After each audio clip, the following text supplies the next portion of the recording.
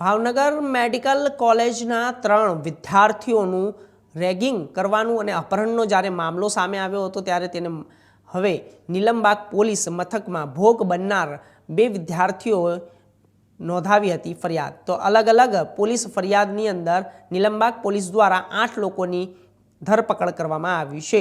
8 વ્યક્તિઓની 4 ઇન્ટર્નશીપ કરતા વિદ્યાર્થીઓ, 2 તબીબ અને અન્ય 2 વ્યક્તિઓ આરોપીઓમાં છે સામેલ।